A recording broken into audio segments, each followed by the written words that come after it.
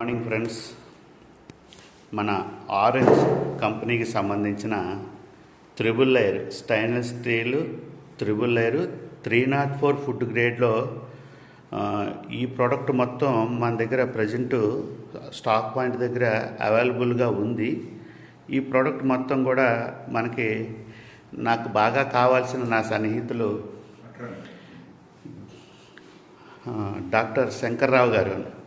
ఆయన జీవీఎంసీలో మంచి పొజిషన్లో ఉండి అసలు ఆయన ఎక్సలెంట్ పర్సన్ అనమాట. ఆయనకి ఈ ప్రోడక్ట్ చూసిన తర్వాత కావాలి ఇంట్లోకి అని చెప్పేసి ఈరోజు స్వయంగా ఆయనే వచ్చి మన స్టాక్ పాయింట్ దగ్గర ఈ ప్రోడక్ట్ మొత్తం సెలెక్షన్ చేసి తీసుకుంటున్నారు. ఆయన్ని పరిచయం చేస్తాను. సార్ నమస్తే. సార్ శంకర్రావు గారు. నమస్తే.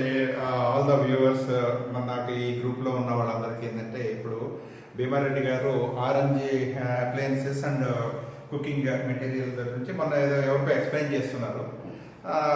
దాన్ని బట్టి నాకు అర్థమైపోయింది. అంటే న్యూట్రియంట్స్ ఏదైతే కూరగాయలు వాటర్ వేయకుండా దానంతా అవి ఉడికేసేసి ఉండిపోవటము, తర్వాత రైస్ని ఎలా వండాలి, తర్వాత అవి 80% అప్పుడు ఎలా దించాలి, మనకు గ్యాస్ ఎట్లా ఆదా అవుతుంది అనే ఉద్దేశంతో భీమారెడ్డి గారు చెప్పినప్పుడు నేను జీవీఎంసీలో health officer, greater Visakhapatnam municipal కార్పొరేషన్లో హెల్త్ ఆఫీసర్గా పనిచేస్తున్నాను. అట్లనే కేజీహెచ్కి సివిల్ సర్జన్ ఆర్ఎంఓగా పనిచేస్తున్నాను.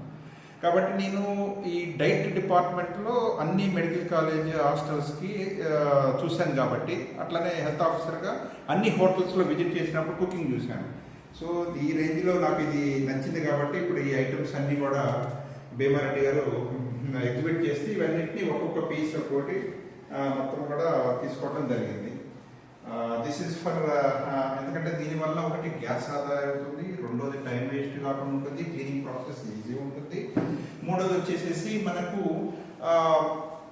ప్రిజర్వేషన్ వేడిగా ఎంత కావాలంటే మనకు అంత టైము అక్కడ వీటిలో ఉంటుంది.